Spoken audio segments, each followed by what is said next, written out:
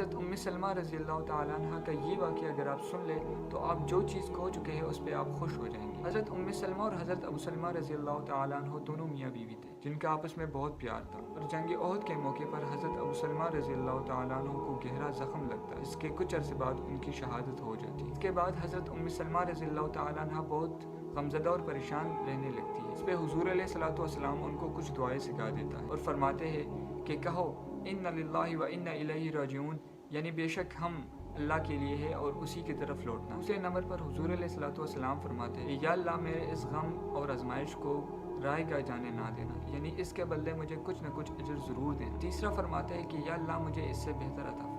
उम्मे सलमा रज़ी अल्लाह ताला अन्हा फरमाती है कि मुझे समझ नहीं आती थी कि मुझे अबू सलमा रज़ी अल्लाह ताला अन्हु से बेहतर कौन मिल सके, लेकिन खैर अल्लाह के नबी सल्लल्लाहु अलैहि वसल्लम ने मुझे ये दुआएं सिखाई तो मैं मांगती रही। उसके बाद हज़रत अबू बकर सिद्दीक़ रज़ी अल्लाह ताला अन्हु जैसे बड़े बड़े रिश्ते हैं, मैं उससे मुतमईन नहीं रही, हत्ता कि हुज़ूर अलैहिस्सलातु वस्सलाम का रिश्ता मुबारक है। जब निकाह हुई तो फरमाने लगी, बेशक मेरा रब बेहतर जानता है कि मुझे किस चीज़ से खुशी मिलती है। बताने का मकसद ये था कि हम में से अक्सर लोग कहते हैं कि मुझे फ़लाँ से बेहतर कोई नहीं मिल सकता, फ़लाँ चीज़ मेरे लिए बेहतर है।